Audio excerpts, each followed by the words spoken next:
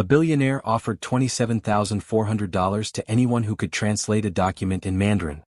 His entire boardroom laughed, but the cleaning lady didn't. The scent of lemon polish lingered in the air as Lucia Vega moved her cloth in slow practice circles across the mahogany table. The boardroom, cold and towering, hummed with the quiet arrogance of power.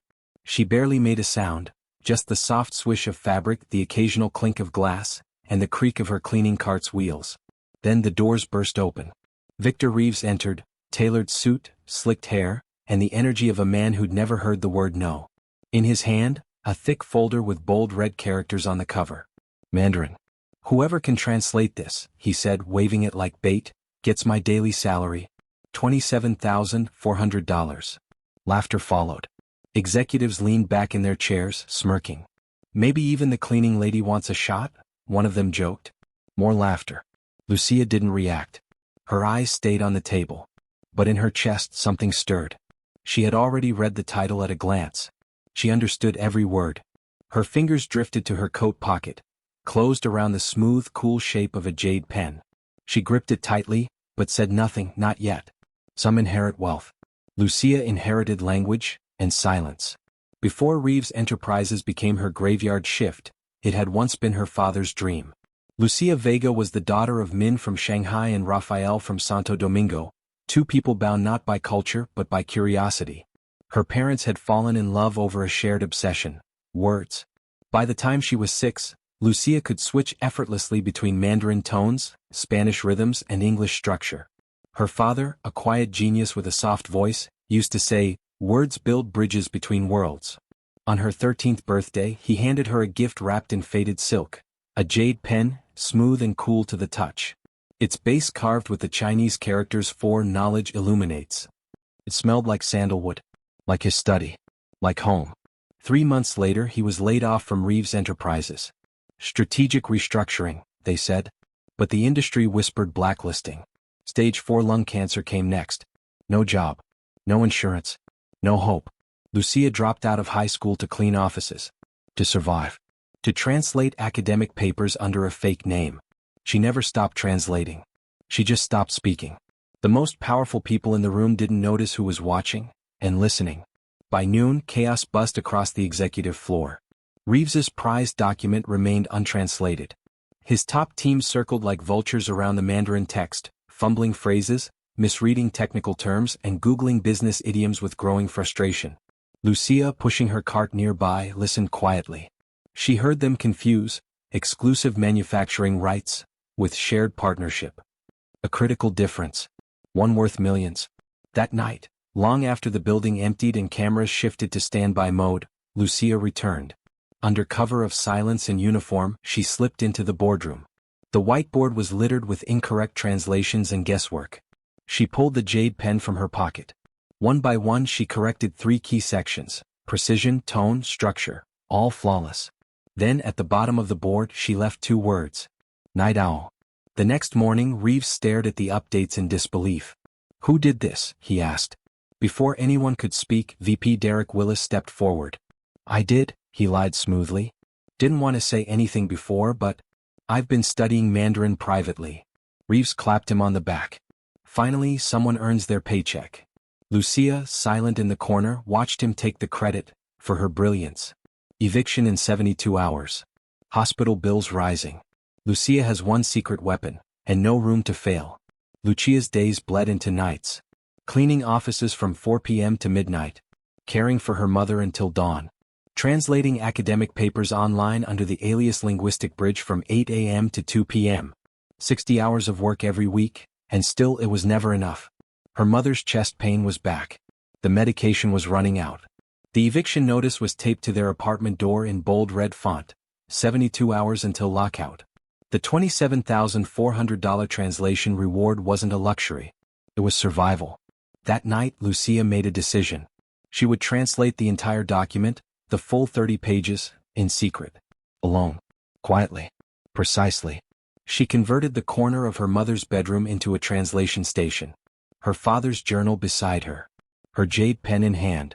And the document, photographed section by section, loaded on her screen. Each word she translated brought her closer to air, to dignity. But as she worked, she couldn't shake the feeling. Someone else had started paying attention, and they weren't smiling. When you start to shine, someone always wants to switch off the light. By Tuesday, something in Willis had shifted. He didn't laugh as loudly, didn't leave the conference room as often, and his eyes, calculating and sharp, lingered too long when Lucia entered with her cart. He was watching her. That night, Lucia returned to the janitor's locker room. Her bag sat untouched, but inside one thing was gone: the jade pen. Her breath caught. Her hand shook. She found it hours later, spinning between Willis's fingers as he chatted near the executive elevator. He smiled at her. Too sweet. Too slow. Interesting pen, he said. Found it lying around. Thought I'd file it for security review. You never know what people might be smuggling in. The next morning, Lucia was called to HR. They handed her a written warning: possession of unauthorized materials. Suspicious behavior after hours. Her spotless record suddenly had a blemish. And she hadn't even spoken a word. Her pulse raced. Her cover was cracking. She returned to work, shaken but silent. Her hands wiped surfaces on autopilot. Her mind raced through legal terms, deadlines, survival. Then a crash. Hot coffee spilled across her translation notes, and her laptop. Willis stood over her, smiling. Some attacks come with fake smiles, and boiling coffee. Oh no, Willis said, mock concern dripping from his voice. I didn't see it there. Lucia stared in horror as steaming coffee bled into her handwritten notes and across her laptop keyboard. Her hard drive hissed. The screen blinked, then black. I was just bringing you a fresh cup, Willis added, tone laced with innocence. You looked so exhausted.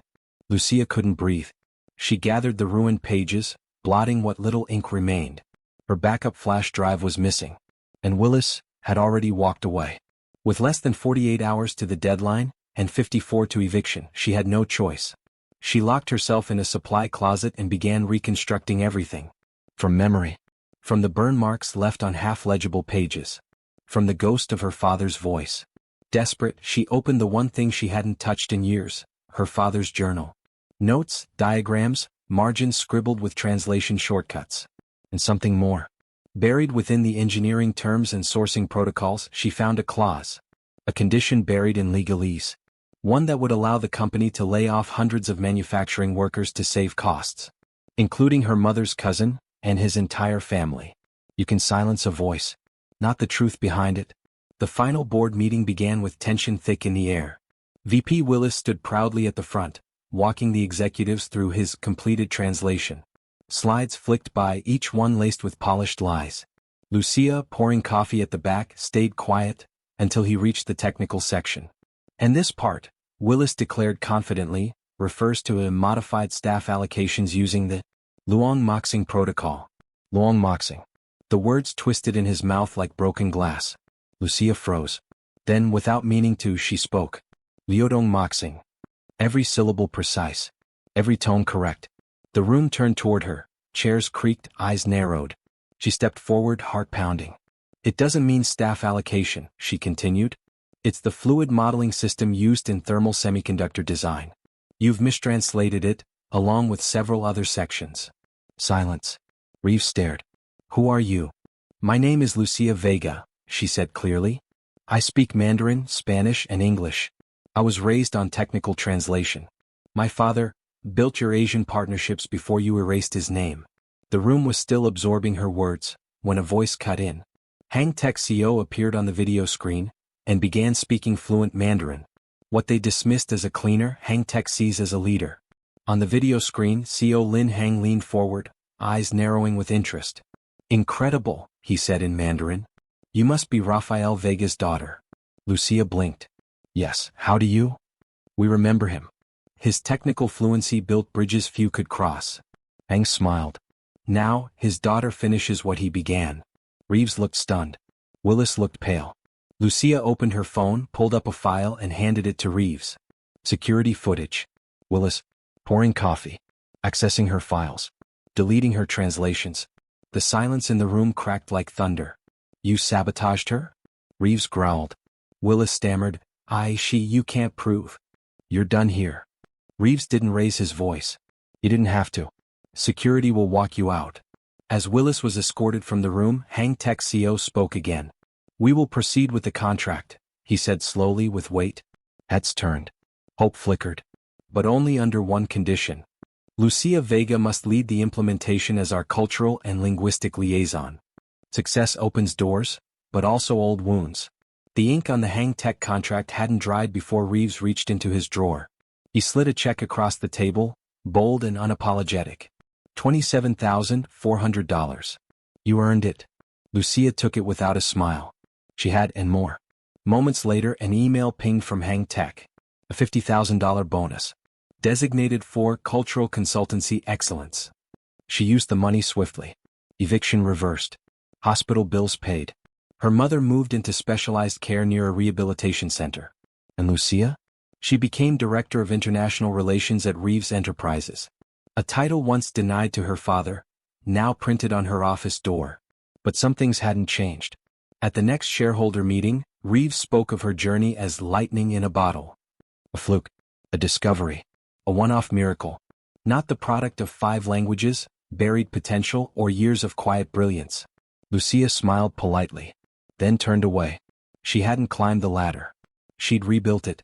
Now she knew what needed to happen next. It was time to find more night owls, and shine a light on the ones still hidden. Once invisible. Now unstoppable.